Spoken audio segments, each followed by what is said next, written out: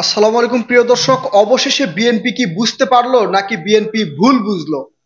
এই যে এত বিশৃঙ্খলা, ভাঙচুর, অগ্নিসংযোগ মোটামুটি 6 মাস পরে এগুলো কেন হচ্ছে, কি কারণে হচ্ছে, এই বিষয় নিয়ে কিন্তু বিএনপি উদ্বেগ প্রকাশ করেছে।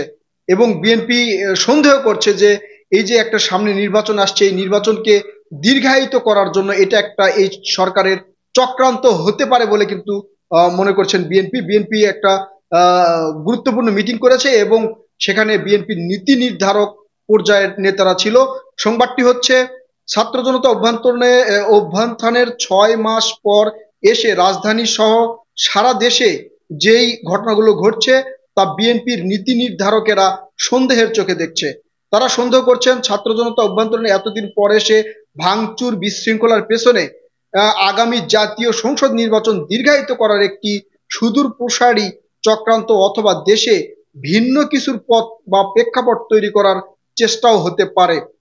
গত শুক্রবার সকালে গুলশানে বিএনপির চেয়ারপারসনের কার্যালয়ে স্থায়ী কমিটির সভায় নীতি নির্ধারণী নেতারা ধানমন্ডি 32 সহ দেশের বিভিন্ন স্থানে ভাঙচুরের ঘটনা এবং সংস্কার কমিশনের প্রতিবেদনের চলমান পরিস্থিতি নিয়ে আলোচনা করেন। বিএনপির সূত্র জানিয়েছে, উদ্ভূত পরিস্থিতিতে স্থায়ী কমিটি আগামী সোমবার অন্তর্বর্তীকালীন সরকারের প্রধান উপদেষ্টা ডক্টর মোহাম্মদ ইউনূসের সাথে সাক্ষাতের জন্য একটি প্রতিনিধি দল পাঠানোর সিদ্ধান্ত তুলে ধরেছে। এই সাক্ষাৎকারে বিএনপি দলীয়ভাবে উদ্বেগ ও অবস্থান তুলে ধরবে। একই সঙ্গে নির্বাচন কমিশনের সাথেও একটি প্রতিনিধি দল সাক্ষাৎ করবে। এর দিনক্ষণ এখনো ঠিক করা হয়নি। বিএনপির মহাসচিব মির্জা ফখরুল ইসলাম আলমগীর ও স্থায়ী কমিটির সদস্য আমির খুসরু মাহমুদ চৌধুরী যুক্তরাষ্ট্র সফরে আছেন। আগামীকাল বিকেল নাগাদ তারা দেশে ফিরবেন। প্রধান উপদেষ্টার ও প্রধান নির্বাচন কমিশনের সঙ্গে সাক্ষাতে থাকতে পারেন তারা। তারা তারা সন্দেহ করছেন ছাত্র জনতার অভ্যন্তরের এতদিন পর এসব ভাঙচুর, বিশৃঙ্খলার পিছনে আগামী জাতীয় সংসদ নির্বাচনকে দীর্ঘায়িত এবং সুদূর প্রসারী করার চক্রান্ত অথবা ভিন্ন কিছুর পথ তৈরি করার প্রেক্ষাপট তৈরি করার চেষ্টা করতে পারে বলে মনে করছেন বিএনপি। আসলে প্রিয় দর্শক, বিএনপি কি এতদিন পরে আসলে এগুলো বুঝতে পারছে নাকি আগেই বুঝতে পেরেছিল? তবে সংবাদে আরো বলছে যে এই দুইটি সিদ্ধান্তের সঙ্গে গতকাল দলটি সারা দেশের নেতাকর্মীদের কোনো ধরনের বিশৃঙ্খলা, হিংসাত্মক কর্মকাণ্ডে জড়িত না হতে জরুরি নির্দেশ দিয়েছেন। অর্থাৎ সারা বাংলাদেশের যে সকল বিএনপির নেতাকর্মীরা রয়েছে তাদেরকে নির্দেশ দেওয়া হয়েছে তারা যেন এরকম ভাঙচুর বা হিংসাত্মকমূলক কর্মকাণ্ডের সাথে জড়িত না হয়, এটা কিন্তু কড়া নির্দেশ দিয়েছেন তারা। তাতে বলা হয়েছে, বিদ্যমান পরিস্থিতিতে কোনো বিরোধী পক্ষের ঘরবাড়ি, অগ্নি সংযোগ, মুরাল ভাঙচুর সহ কোনো হিংসাত্মক কর্মকাণ্ডে যেন দলীয় নেতাকর্মীরা জড়িত না হয়। আমাদের প্রত্যাশা, দেশ ও দলের বৃহত্তর স্বার্থে এই নির্দেশনা দলের প্রতিটি নেতাকর্মীরা অক্ষরে অক্ষরে পালন করবেন। হঠাৎ করে তৈরি হওয়া উদ্বেগজনক পরিস্থিতিতে বৃহস্পতিবার গভীর রাতে এই বিবৃতি দিয়ে কঠোর অবস্থান নিয়েছে বিএনপি। এর ব্যত্যয় হলে দেশে নৈরাজ্যকর পরিস্থিতির প্রসার ঘটবে বলে দলটি মনে করছেন। বিএনপি নেতাদের পর্যবেক্ষণ হচ্ছে, বিভিন্ন বাড়িঘরে হামলা, ভাঙচুর ও আগুন দেওয়ার ঘটনায় যে পরিস্থিতির সৃষ্টি হয়েছে ও তার উপরে সরকারের কোনো নিয়ন্ত্রণ ছিল না। তবে এই ঘটনায় বিএনপির নানা সংশয় ও সন্দেহ প্রকাশ করেছে। এই ইঙ্গিত পেলেও, মানে এই ধরনের ডক্টর ইউনূসের বা হচ্ছে ছাত্র জনতার এই ধরনের একটা মানে বাংলাদেশের নির্বাচন, জাতীয় সংসদ নির্বাচন দীর্ঘায়িত করার একটা ইঙ্গিত পেলেও তারা কিন্তু বলেছেন যে এর ইঙ্গিত আমরা পেলেও সরকার এবং ছাত্রদের সঙ্গে বড় ধরনের তিক্ততায় যেতে চায় না বিএনপি। একটি অবাধ, সুষ্ঠু ও গ্রহণযোগ্য নির্বাচন অনুষ্ঠানের লক্ষ্যে বর্তমান সরকারকে সমর্থন ও সহযোগিতা করে যাবে বিএনপি।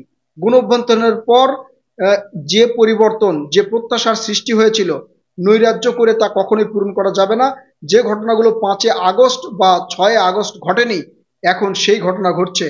তখন ঘটলে হয়তো মানুষ এগুলো স্বাভাবিকভাবে নিত, কিন্তু এখন এই বিষয়গুলো মানুষ স্বাভাবিকভাবে নিচ্ছে না।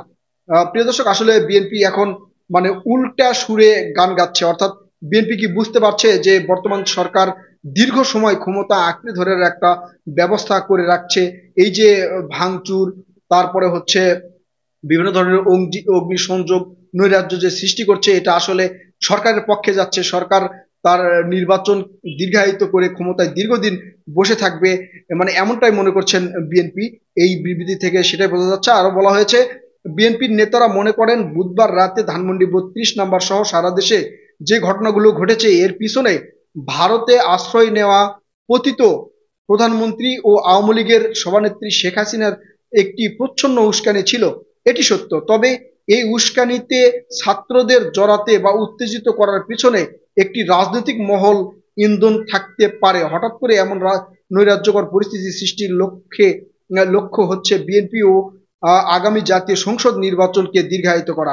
এর উদ্দেশ্যে নির্বাচন যদি প্রলম্বিত করা হয় তাহলে বিএনপি এটা কখনোই মেনে নেবে না। বিএনপির স্থায়ী কমিটির সদস্য ইকবাল হাসান মাহমুদ গতকাল প্রথম আলোকে বলেন, গণ অভ্যুত্থানের পর যে পরিবর্তন বা যে প্রত্যাশার সৃষ্টি হয়েছিল এই ধরনের নৈরাজ্যকর ঘটনা ঘটার ফলে সেই প্রত্যাশা কিন্তু এখন আর পূরণ হবে না বলে বিএনপি মনে করছেন। বিএনপির নীতি নির্ধারণী নেতাদের সঙ্গে কথা বলে জানা গেছে, স্থায়ী কমিটির সভায় দ্রুত নির্বাচনের দাবিতে জেলা ও বিভাগীয় পর্যায়ে সমাবেশ কর্মসূচি গ্রহণ নিয়েও আলোচনা হয়। এই বিষয়ে পবিত্র রমজানের আগে আগামী সপ্তাহের কর্মসূচি ঘোষণা করা হতে পারে। মূলত নির্বাচন এবং সরকারের উপর চাপ তৈরি করতে এই কর্মসূচি দেওয়া হতে পারে। বিএনপির আগামী জুলাই আগস্টের নির্বাচন অনুষ্ঠান সম্ভব হলে হবে বলে মনে করেন, যদিও দলটির লক্ষ্য চলতি বছরের ডিসেম্বরের মধ্যেই নির্বাচন আদায় করবেন।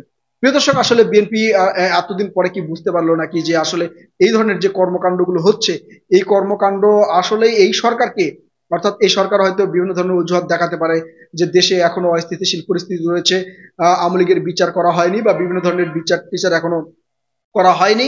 এই বিচার করা হলে বা বিচার শেষ হলে তারপরে হচ্ছে নির্বাচন দেওয়া হবে এবং এটা লম্বা সময় নিতে পারে, এই প্রক্রিয়াগুলো লম্বা সময় নিতে পারে সরকার এই ধরনের অজুহাত দেখিয়ে, এটাই মনে করছেন বিএনপি। প্রিয় দর্শক, এই বিষয়ে আপনাদের মতামত অবশ্যই জানাবেন। আর একই সাথে বলে রাখি, দেশের যে চলমান পরিস্থিতি রয়েছে এই চলমান পরিস্থিতি বিভিন্ন বিশিষ্ট জনেরা কিন্তু আসলে সমর্থন করছেন, আবার অনেকেই করছেন না। অনেকেই মনে করছেন যে বর্তমান সরকার আসলে এইসব পরিস্থিতির যে পিছনে একটা উস্কানি দিচ্ছে বলে বা বর্তমান সরকারের উস্কানি হতে পারে বলে অনেকে মনে করছেন। আবার অনেকে মনে করছেন যে বিএনপি ব্যতীত অন্যান্য দলগুলো হয়তো এদেরকে সমর্থন দিচ্ছে যাতে এই সরকার দীর্ঘ সময় ধরে ক্ষমতায় থাকে এবং অন্যান্য রাজনৈতিক দলগুলো তাদের দলগুলো গুছিয়ে নিতে পারে, অথবা নতুন কোনো দল সৃষ্টি করতে যে সময়টা লাগবে সেই সময়টা যেন তারা পায়, এমনটাই মনে করছেন অনেকেই। তারাও এরপরেও সবচেয়ে গুরুত্বপূর্ণ কথা যে ডক্টর ইউনূস কিন্তু বলেছেন, জাপানি গণমাধ্যমে বলেছেন তিনি এই বছরের শেষের দিকেই নির্বাচন হতে পারে এমন একটা ইঙ্গিত কিন্তু দিয়েছেন। তবে অন্যান্য উপদেষ্টারা ডক্টর ইউনূসের সাথে এইভাবে তাল মিলিয়ে অন্যান্য উপদেষ্টারা কিন্তু এই ধরনের কোনো বক্তব্য এখন পর্যন্ত দেয়নি। প্রিয় দর্শক, এই বিষয়ে আপনাদের মূল্যবান মতামত অবশ্যই কমেন্ট করে জানাবেন।